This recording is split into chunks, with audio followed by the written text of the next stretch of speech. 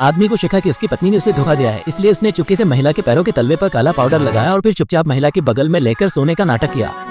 आधी रात को महिला को एक संदेश मिला, लेकिन उसे नहीं पता था कि दशन पहले ही खर्राटे लेने लगा था। इस पल में एना ने अपनी सतर्कता छोड़ दी और चुपके से उठकर अपनी नाइट गाउन पहन ली और अगले ही पल वह भूमिगत गोदाम में दिखाई दी। इस समय जैक पहले से ही इंतजार कर रहा था और एना भी खुश होने लगी, लेकिन उसे नहीं पता था कि दशन पहले ही जाग चुका था। उसने देखा कि एना उसके बगल में नहीं थी, इसलिए वह जमीन पर चुड़े गए पैरों के निशान का पीछा करते हुए तेजी से भूमिगत गैराज के दरवाजे पर पहुंच गया। ऐसे ही वो अंदर जाने के लिए बिस्तर तैयार कर रहा था, उसने गलती से बगल के फूलदान से टकरा गया। ताशान अपनी लापरवाही पर पछता रहा था। अन्ना ने जैक को कार में छुपने को कहा। ताशान ने दरवाजा खोला। अन्ना ने नींद में चलने का नाटक किया। ताशान के पुकारने पर भी अन्ना ने अनसुना किया।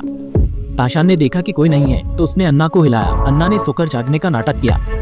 ताशान ने शक से पूछा। अन्ना ने झूठ कहा कि उसे हाल में नींद में चलने की आदत हो गई है।